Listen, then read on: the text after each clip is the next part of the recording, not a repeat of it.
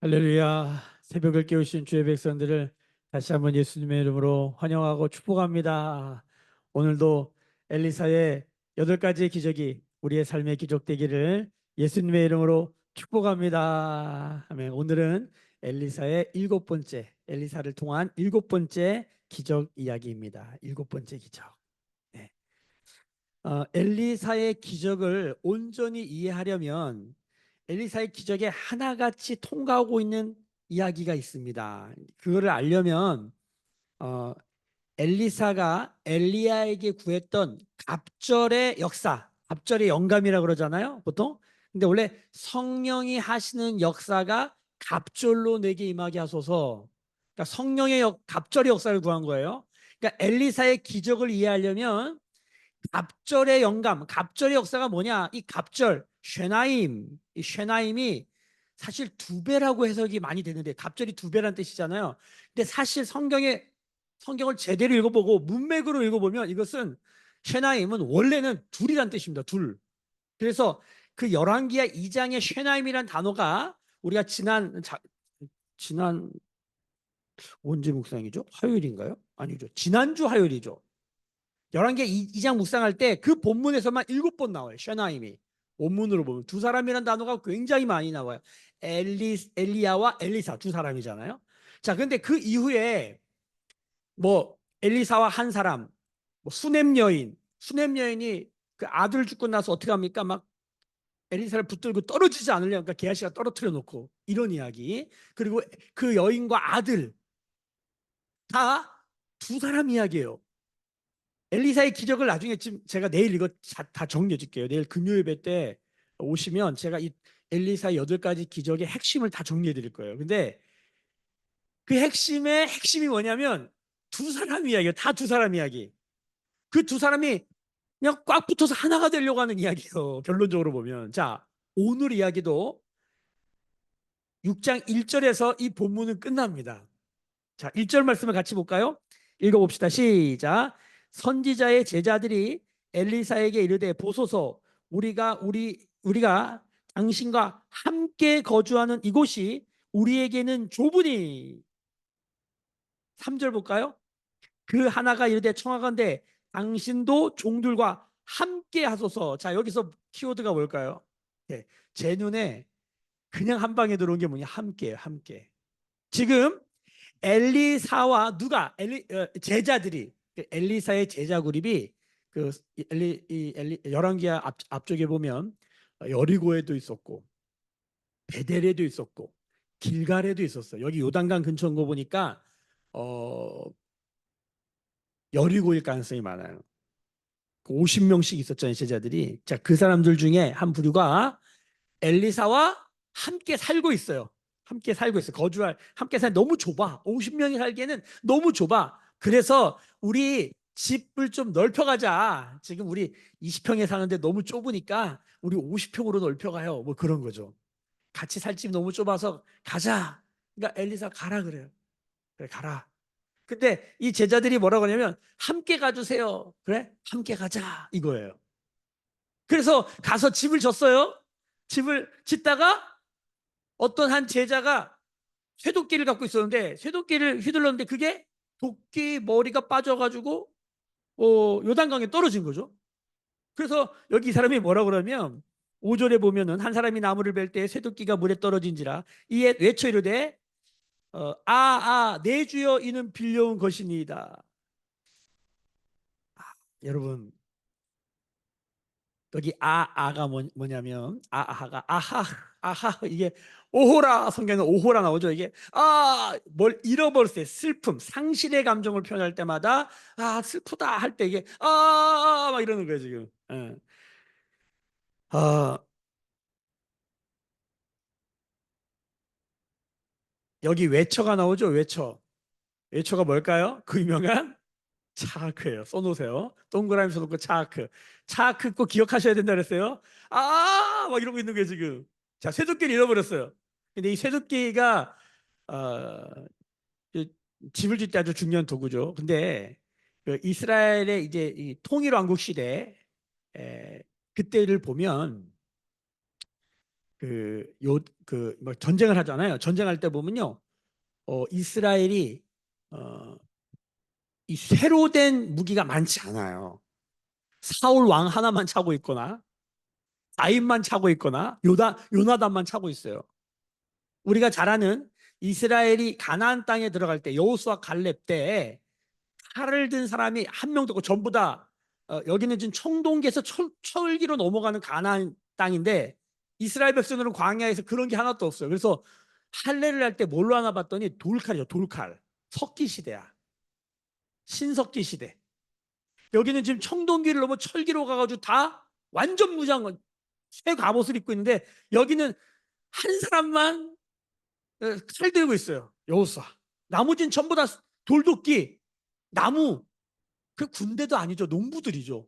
자, 이스라엘의 쇠도끼는 굉장히 중요하고 가치 있고 아무나 갖고 있는 게 아니에요. 근데 물론 그때에 비해서 시간이 많이 지났기 때문에 이 당시는 이제 이스라엘의 통일왕국을 넘어서 분열왕국 시대이기 때문에 이때는 집집마다 쇠도끼가 좀 있긴 있었던 것 같아요. 이게 학자들의 의견이 둘로 나눠지더라고. 쇠도끼는 이때도 여전히 되게 흔하지 않은 중요한 거다. 그래서 여기 쇠도끼가 나서 이 사람이 대단한 능력자다. 어서 쇠도끼를 빌려온 거잖아요. 1번. 2번. 쇠도끼는 이 당시에 그래도 좀 사는 집은 다 있었다. 그런데 이 제자들이 얼마나 가난했는지 이 쇠도끼도 없었다. 그래서 빌려온 거다. 2번. 1번이든 2번이든 상관없어요. 자, 근데 이 본문에서 쇠도끼의 마음을 뺏기잖아요. 저도 쇠도끼의 마음을 많이 뺏겨봤거든요. 그럼 이 본문의 메시지가 안 들려요. 뭐만 보이냐면 쇠도끼가 빠졌는데 나뭇가지 던졌더니 쇠도끼가 떠올랐다. 기적이다. 쇠도끼도 떠오르다. 쇠도끼가 뭔가 무거우니까 이 밀도가 높으니까 물에 던지면 당연히 중력에 의해서 떨어질 거 아니에요. 그러니까 잃어버리는 거잖아요. 나뭇가지는 던지면 밀도가 낮으니까 떠오를 거 아니에요. 나뭇가지 던졌는데 쇠도끼가 올라왔다. 아, 나뭇가지가 뭘까? 나뭇가지가 지금 11개도 또 나오잖아요. 뭐가 나와요? 여리고에서 그 샘이 독이 있어가지고 사람들이 못 먹으니까 거기다가 나뭇가지 넣었더니 먹을 물이 되었다. 독이 없어졌다. 뭐 이 얘기. 또 성경에 보면은 애굽에 출애굽해가지고 광야에서 마라의 쓴물에 나뭇가지 던졌더니 단물이 됐다. 뭐 이런 얘기 아니까 나무 이게 뭘까? 아, 십자가구나. 예수님의 십자가가 던져지면 쓴물이 단물되고 독이 빠지고 쇠도끼도 떠오른다. 아, 그러니까 이게 예수님의 십자가가 우리의 이 죄의 무게 때문에 어디 이 물이 또 심판의 의가 거기 빠져 있는 우리를 건졌다. 뭐 이렇게 의역을 많이 한단 말이에요. 그동안 이런 설교를 수십 번 들어보셨을 거예요. 목사님들의 설교 다 이렇게 설교해요. 근데 제가 오늘 단언하건대 그 메시지가 아닙니다. 이거는 보세요. 쇠도끼를 잃어버렸어요. 이 쇠도끼를 잃어버렸다보다 더 중요한 이 쇠도끼를 잃어버린 사람의 마음이 표현돼요. 샤크, 그다음에 샤크, 아하흐. 이거 되게 굉장히 슬프면 큰일 났다는 거예요. 어떡해. 여러분 뭘 빌려왔는데 잃어버렸어. 제가 예전에 이 말씀을 제가 이거 묵상하면서 뭐가 생각나냐면 대구에서 어떤 팀이 왔어요. 제가 대구에서 예수전도단 YM 사역을 하는데 어떤 팀이 와가지고 803에 영적 전쟁을 하러 간다고 저한테 기타를 빌려달라는 거예요. 근데 제가 어떤 경험이 있었냐면 다른 사람 기타를 빌려다가 803에 가서 그 당시는 그런 땅밟기 그런 게 유행할 때였거든요. 가서 땅밟기 하다가 아주 그냥 된통 어려움을 당한 적이 있어요. 거기가 그렇게 만만한 데가 아니거든요. 근데 빌려달라는 거예요. 그래서 제가 빌려줬어요. 근데 좋은 기타 빌려주면 어떻게 망가지는 거 알기니까 별로 안 좋은 기타를 빌려줬어요. 갔는데 아니나 다를까 거기 땡중이라고 그러죠. 스님은 스님인데 약간 조폭 같은 스님들이 있더라고. 뺏긴 거야. 주민들도 좀 뺏기고 기타 뺏겼는데 기타를 앞에서 다 부신 거예요. 이 사람들이. 얼마나 위협적이겠어요. 근데 이 사람들이 기타가 부서졌고 그 위협적인 상황에 무서운 것보다 제가 그때 간사였으니까 임석택 간사한테 빌렸던 이 기타 부서진 거 이거 어떻게 하냐는 거예요. 이거. 그래서 와가지고 막 어쩔 줄 몰라서 저희가 지금 주민들도 뺏겼고 근데 그것보다 기타가 깨져서 어떻게 해요? 제가 괜찮다고 이미 다 알고 있었다고. 여러분들이 하도 간다고 하면 가보라 그런 거지 저도 가서 된통 혼난 적 있다고. 거기서는 그렇게 할 때가 아니라고 뭐 이렇게 얘기했던 적이 있어요. 제가 그 생각이 나는 거예요. 이 빌려준 사람보다 빌려간 사람이 얼마나 마음이 어렵겠어요. 이 사람이 지금 마음이 너무 어려워요. 어렵게 빌려온 쇠도끼. 우리가 살 집을 한번 잘 지어보려고 잘해보려고 빌려왔는데 원하지 않게, 의도치 않게, 계획이 없었는데 도끼질하다가 실수로 떨어뜨렸단 말이에요. 이거 어떡하냐는 거예요. 이거 어떡하냐는 거예요. 근데 거기다 나뭇가지를 던졌어요. 자, 근데 여기서 뭐가 중요하냐면 이 사람의 마음이 지금 도끼보다 뭐가 중요한 거예요? 빌려준 사람 생각한다는 거예요. 요게 중요해요. 이 사람의 마음이 누구와 지금 함께 있는 거예요. 쇠도끼가 떨어졌는데 뭐 때문에 그래요. 뭐 쇠도끼 그까짓 거 뭐 이렇게 생각할 수도 있는데 쇠도끼가 떨어졌는데 왜 이렇게 거리냐는 거예요. 이 빌려준 사람 생각한다는 거예요. 그러니까 이 쇠도끼를 잃어버린 사람은 그 마음이 쇠도끼를 빌려준 사람이랑 하나 돼 있다는 거예요. 요게 중요해요. 여러분, 둘이 하나 되는데 찢어지면 아플까요, 안 아플까요? 엄청 아픕니다. 미운 정이든 고운 정이든 정이 들잖아요. 이 정이 떨어지잖아요. 자, 생각은 논리가 있으면 정리가 돼요. 의지는 몸은 떨어져 있으면 떨어져는 거예요. 근데 감정은요 본드 같아요. 한번 붙잖아요. 얼마나 힘든지 아십니까? 감정이 떨어진 데는 시간이 엄청 필요합니다. 정드는 게 무서운 거예요. 다른 말로 정드는 게 중요한 거예요. 여러분, 도끼가 중요한 게 아니라 도끼 때문에 마음이 붙어 있는 이 사람들의 마음이 떨어지니까 차크 오 아하흐 뭐 이러고 있는 거예요 지금. 이게 보이셔야 돼요. 자, 그랬더니 여기 6절 하나님 사람 엘리사. 자, 엘리사가 갑절의 영감을 받았다. 사람 위에 뭐가 임한 거예요? 하나님의 손, 즉 하나님이 임했다는 거예요. 예수를 믿는다는 건 육체에, 내가 말세의 모든 육체에 내 영을 부리니 자녀들은 예언할 것이요 청년들은 환상을 보고 아비들은 꿈을 꾸리라. 하나님의 영은 어디에 임하는 겁니까? 육체에 임하는 겁니다. 할렐루야. 저는 이거 깨닫고 엄청 놀랐거든요. 하나님의 영이 영에 임하고 하나님의 영이 내 혼에 임하는 수준이 아니에요. 하나님의 영이 내 육체에 임해. 이건 엄청난 거예요. 여러분, 이게 예수 믿는 거예요. 예수 믿으면 삶이 바뀌고 예수 믿으면 이 육체를 어떻게 선용해야 되는지, 이 물질을 어떻게 선용해야 되는지 새로운 길이 열린다는 거예요.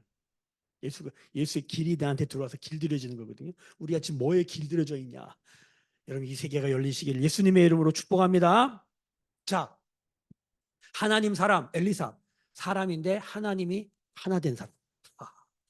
그러니까 이 사람이 걸어다니면 누가 걸어다니는 거예요? 하나님이 걸어다니는 것 같아요. 그래서 이 엘리사가 하는 모든 삶이 뭡니까? 그냥 기적이에요. 나뭇가지 던졌는데 쇳덩이가 떠올라. 이걸 어떻게 설명하겠어요? 아니, 나병 환자가 낫는다니까요?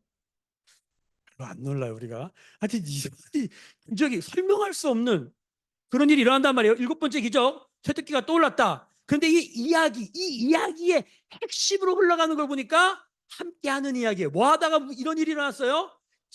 함께 살 집을 짓다가. 여러분, 이 사람들이 왜 함께 살려고 할까요?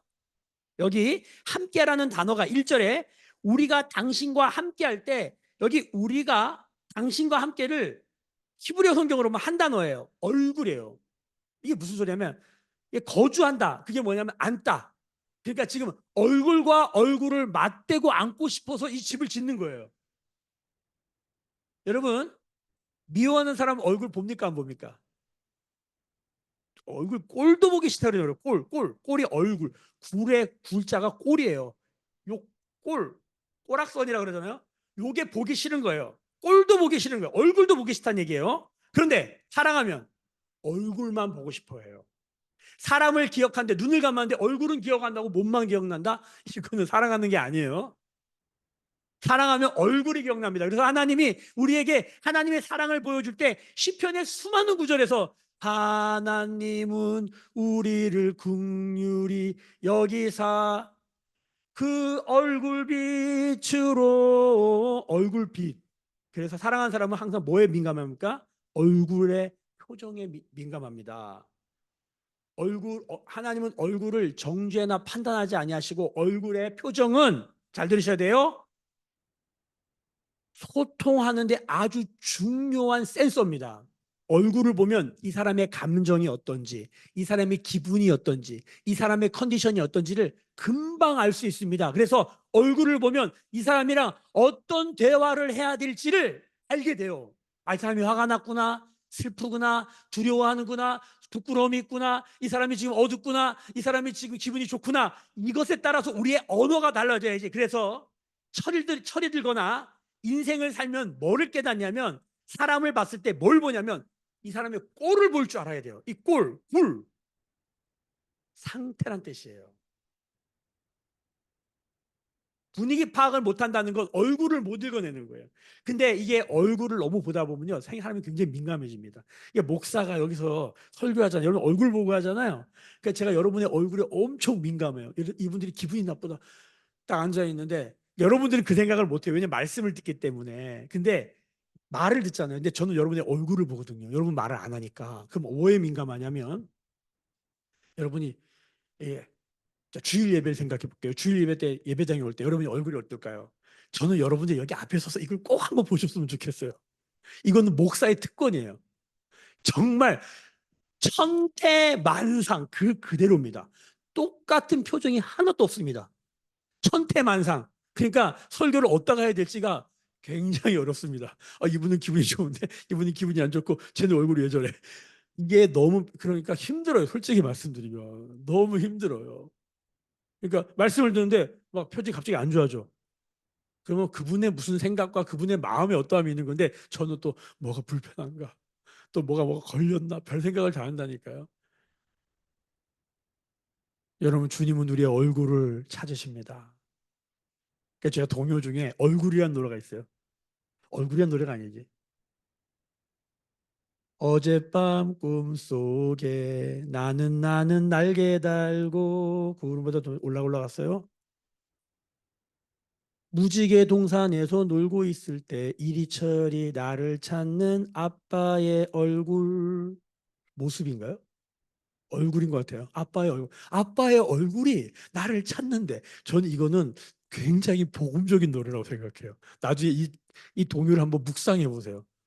제가 이 노래를 아버지 이슈가 있는 분들에게 불러주잖아요. 울어요. 저 많이 봤어요. 어떤 찬송보다 더 크게 은혜 받아요.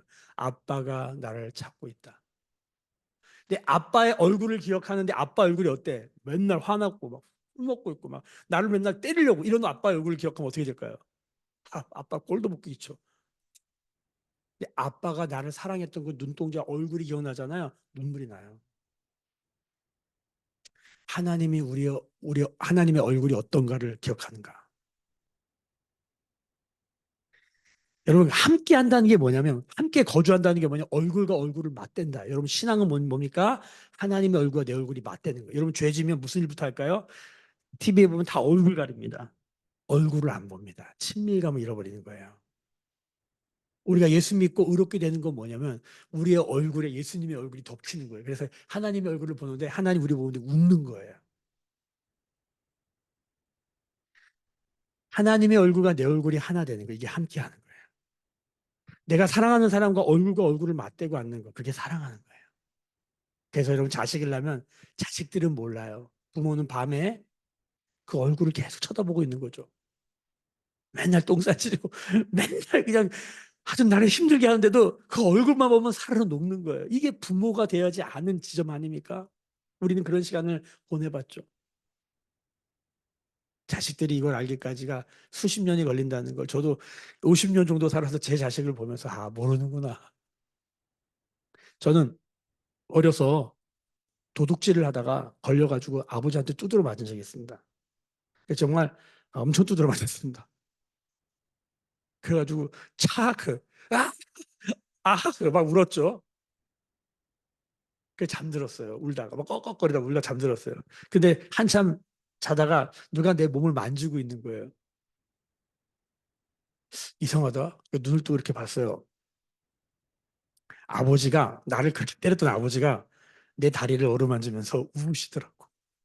그때 때리면서 뭐라고 하냐면, 도둑 자식 안 키운다고 때렸거든요. 그때 제가 초등학교 1학년, 2학년 때였어요, 기억에. 아버지가 헌금하려고 모아둔, 어머니가 헌금하려고 모아둔 돈을 50원, 100원 훔치다가, 옛날에 500원짜리 지폐가 있었어요. 그거 훔치다가 부모님이 11조 하려고 성경책에 끼워둔 돈들이 어디 있다는 걸 알기 시작한 거예요. 그래서 그거를 빼다가 1,000원, 5,000원, 10,000원을 빼다가, 옛날에 월급이 뭐 그때 제 기억에는 뭐 목회자 월급이 얼마 안, 뭐 10만 원, 20만 원도 안 됐을 거예요. 근데 거기서 만 원을 빼갔으니 그 초등학생이 얼마나 간이 큰 거야. 가가지고 그거를 오락실에 가가지고 제가 뭐 했을까요? 친구들 다 오락시켜 주는 거예요. 인기 짱이었죠. 근데 그러다 걸렸으니 아버지한테 두드려 맞죠. 근데 그렇게 저를 때렸던 아버지가 우시더라고. 근데 그 어린 마음에 하면 안 되겠다는 마음이 들더라고. 그러니까 우리가 아버지의 눈물을 보잖아요. 그러면 조금 철이 드는 것 같아요. 우리가 하나님의 얼굴을 볼 때 그 하나님의 감정을 읽잖아요. 우리의 삶의 태도가 달라져요. 아브라함이 하나님과 대화가 터지는 게 창세기 15장입니다. 그게 의입니다.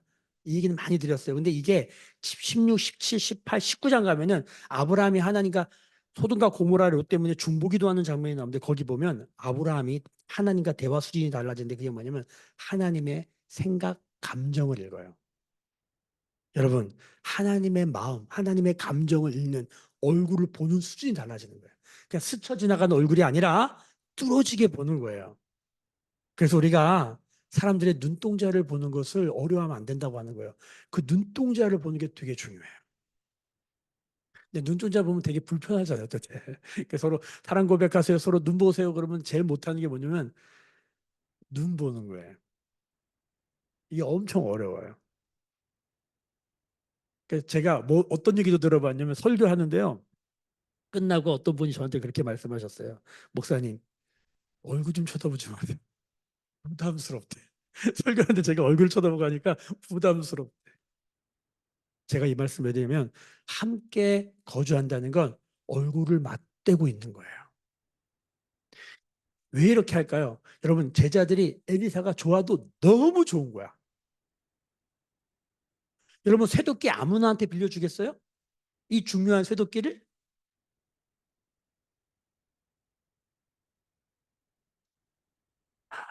개척할 때 하나님, 개척이 아니죠. 이 건물을 지을 때 하나님 1억이 모자라요. 이거 사인 없으면 못해요. 근데 한 부목사님이 저를 안다는 이유 하나만으로 여러분 1억을 8천만 원을 빌려줬습니다. 개척할 때 우리 교회 건물은커녕 우리가 살 집이 없어서 길바닥에 나앉게 되었을 때에 정말 억울했어요. 하나님이 사람을 통하여 공급하신다. 이거 하나 믿고 여기까지 40년을 살아왔는데 어떻게 여기서 이렇게 하나님 길바닥에 나앉게 됩니까? 너무 억울한 마음이 드는데 어떤 부목사님이 담임 목사님 아니에요. 어떤 부목사님, 월급쟁이 부목사님, 자기도 살기 힘든 부목사님이 카드를 긁어가지고 5천만 원을 빌려줬어요. 여러분, 여러분은 누군가에게 5천만 원 빌려줄 수 있나요? 여러분 그런 사람이 있습니까? 신용 뭐, 뭐 차용증도 안 쓰고 공증도 안 하고 그냥 빌려주실 수 있나요? 가족이 아니면 힘들죠. 요즘은 가족도 이렇게 하네요. 저는 이것을 교회 개척하면서 개척할 때 그리고 이 건물을 지을 때 어떤 분이 그냥 빌려줬어요. 어제 그분에게 남아있는 3천만 원을 돌려드려야 돼요. 8천만 원 아직도 못 갚아서 이번에 저희 성도 중에 한 분이 3천만 원을 대출받아주고 또 한 분이 2천만 원을 대출받아서 5천만 원을 드렸어요. 그리고 남아있는 지금 이게 벌써 갚았어야 될 왜 개척한 지가 이 건물 진 지가 꽤 지났잖아요. 벌써 갚았어야 되는데 못 갚고 있다가 어제 최근에 성이라도 보여야겠다 싶어가지고 1천만 원을 어떻게든 만져서 보냈고 어제 제가 이분에게 1천만 원을 보냈는데 이 1천만 원을 어떻게 보냈냐면 사채업자예요. 사채업자. 일수 뛰는 사람들 있죠. 일수. 진짜 처음 그런 사람도 처음 만났어요. 정말 우리 영화를 보면은 장기 뛰어가고 이런 사람들 있잖아요. 제가 그분들을 만났어요. 어제 만났더니 그런 분들이야. 근데 되게 젠틀하게 생겼더라고요. 근데 제가 아는 아주 친한 목사님이 아는 분이 전도 대상자예요. 근데 놀란 게 이 목사님을 만났는데 저 처음 봤어요. 영화에서 보던 인사법 목사님을 만났는데 이분이 대표예요. 그 회사 사장이에요. 사장님이 목사님을 만났는데 인사를 이렇게 하더군요. 저 처음 봤어요. 예, 온라인으로 줌으로 보신 분들이 못 볼 텐데 인사를 이렇게 하더라고. 야, 진짜 조폭인가? 조폭은 아닌데 느낌이 좀 무섭더라고요. 정말 무섭더라고, 진짜. 근데 어떤 것도 안 묻고 그냥 빌려줬어요. 뭐 때문에? 이 목사님 얼굴 보고. 새도끼 아무나한테 빌려주는 게 아니에요. 그러니까 이 빌린 받으면 잃어버리니까 그 사람 얼굴 때문에 차크하고 아하흐 하는 거예요, 지금. 자, 오늘 말씀에 그래서 이제 마지막에 새도끼 떠올랐잖아요. 뭐라고 그럽니까? 엘리사가 6절 보세요. 보세요. 하나님의 사람이 이르되 어디 빠졌느냐 하며 그것을 보는 자 엘리사가 나뭇가지를 베어 물에 던져 새도끼를 떠오르게 했잖아요. 이르되 너는 그것을 집으라. 이게 일어나란 뜻이에요. 원문을 읽어보면 너는 일어나라.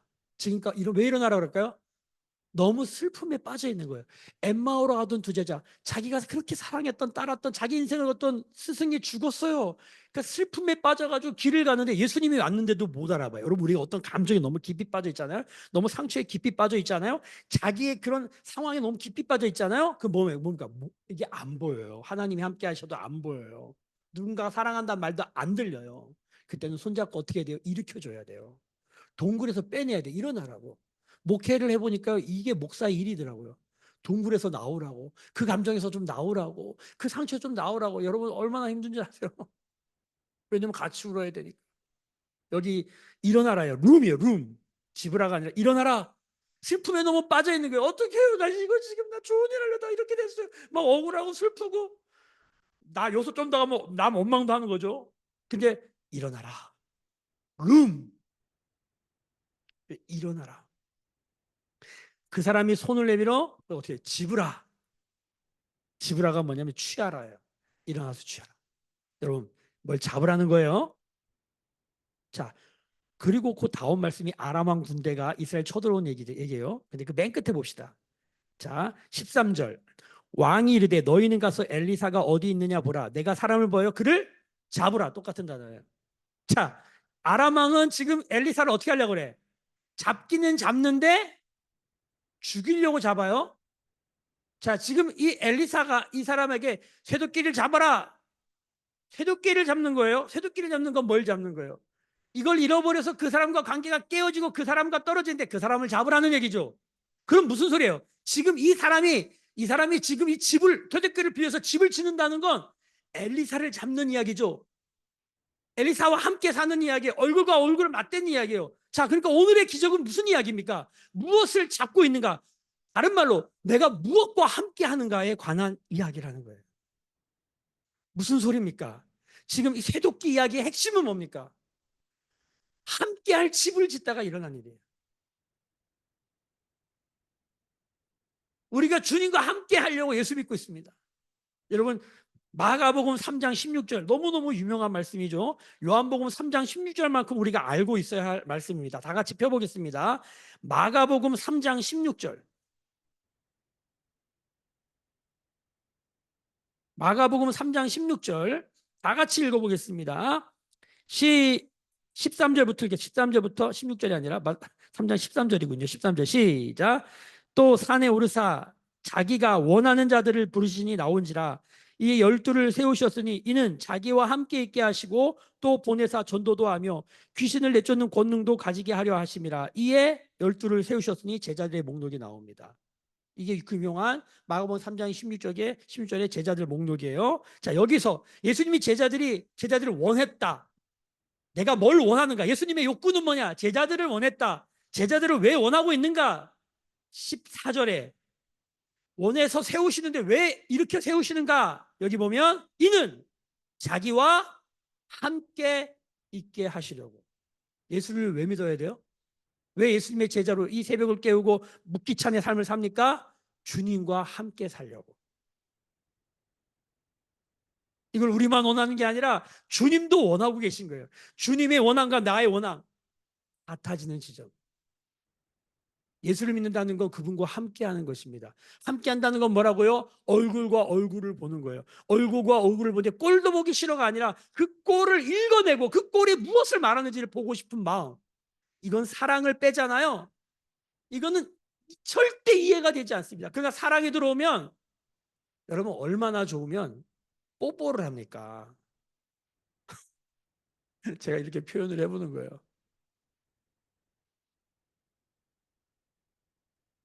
얼마나 가깝게 있고 싶으면.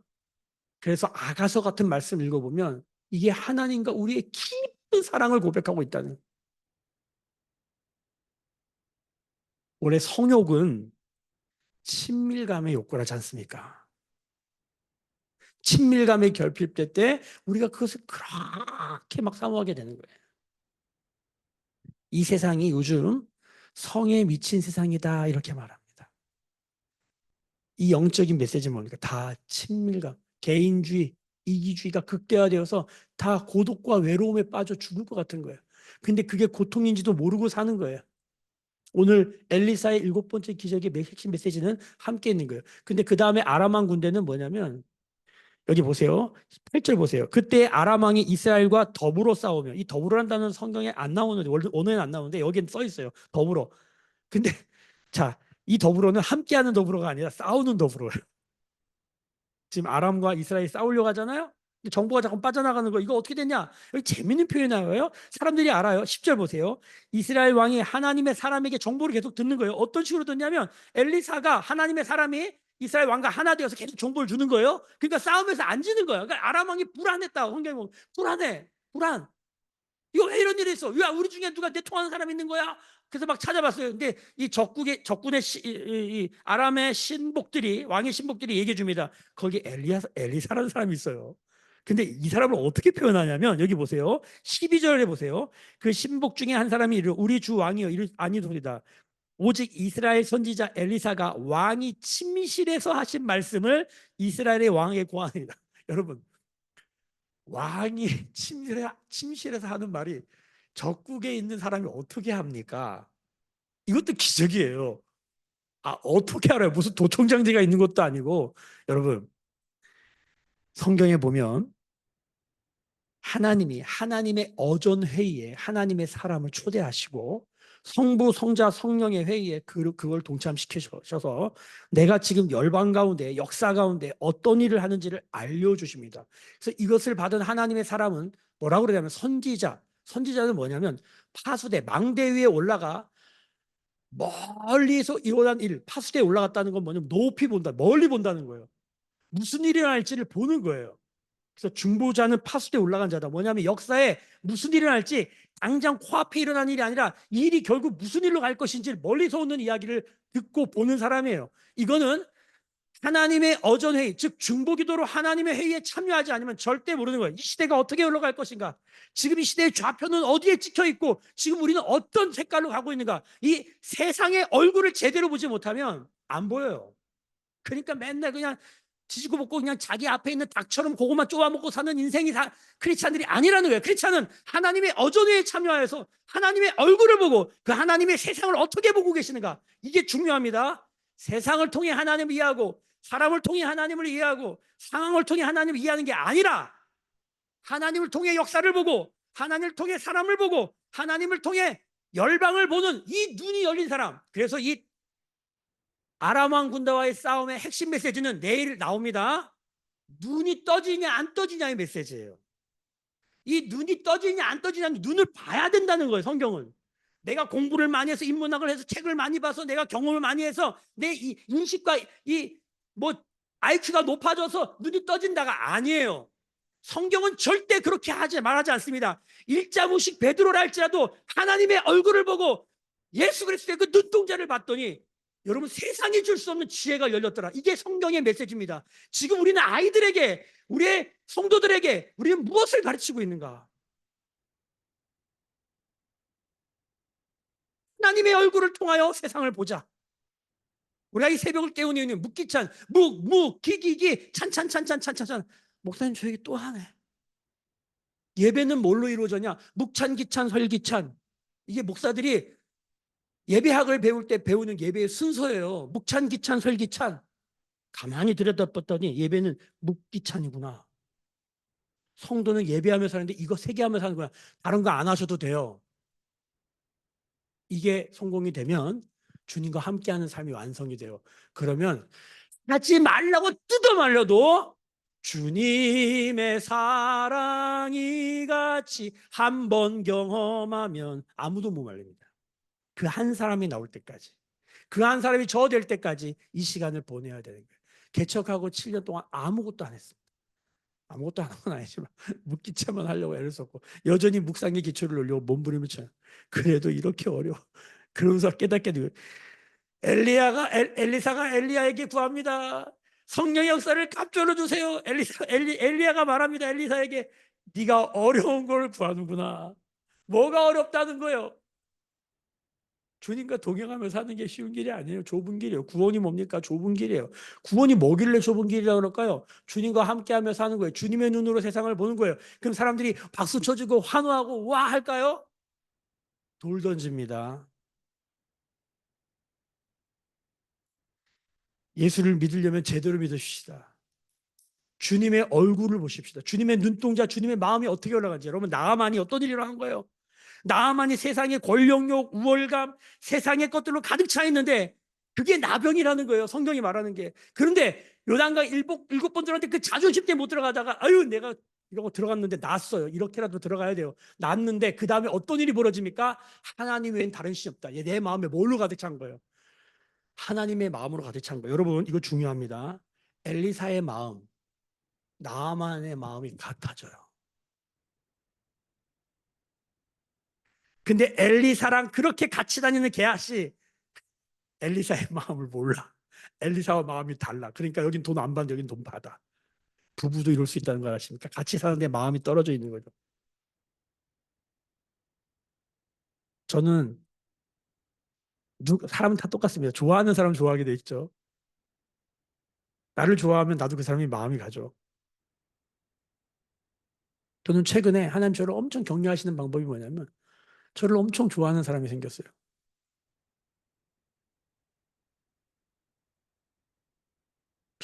전화를. 내가 찾지도 않는데 전화를 하고. 뭐 특별한 일이 있는가? 아무 일도 없어요. 그냥 전화하는 거예요, 그냥. 여러분, 우리가 친한 친구를 뭐라고 하냐면 지나가다가 계획이 없었는데 전화해서 뭐 하냐? 나 뭐 해? 밥 먹을 수 있어? 안 되는데? 알았어.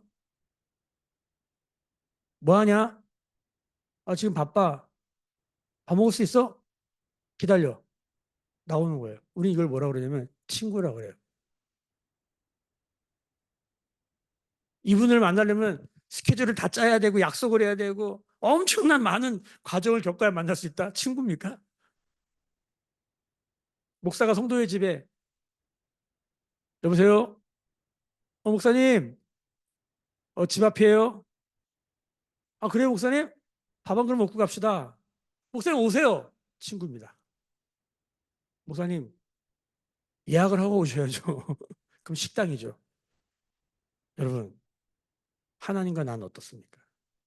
하나님은 한 번도 우리에게 식당이 되신 적이 없습니다.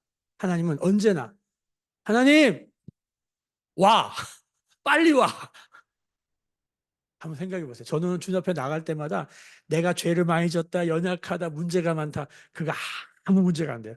하나님 바로 제 앞에 나타나요. 여러분 이게 예수 믿는 특권입니다. 하나님이 아버지가 되는 우리의 삶 가운데 그런 친구 부부라도 그런 부부 지나가다가 여보 나 힘들어 좀 그래? 일을 놓고 만날 수 있는 사람. 근데 이게 왜 이렇게 어려워졌을까요? 그만해서 기도하겠습니다.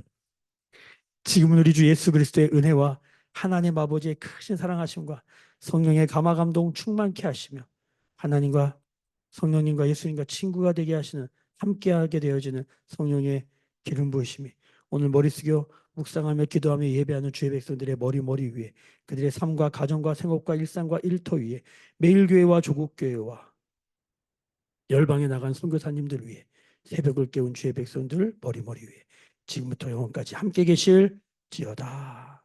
아멘. 주의 영광 이곳에 가득해 우린 선의 주님과 함께해 찬양하며 우리는 전진하리 모든 열방 주 볼 때까지.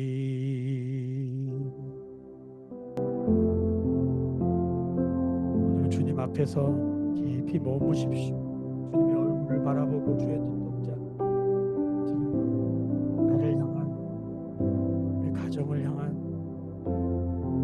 교회를 향한, 이 나라 민족을 향한, 열방을 향한 주님의 마음, 주님의 눈동자는 어떠하신가?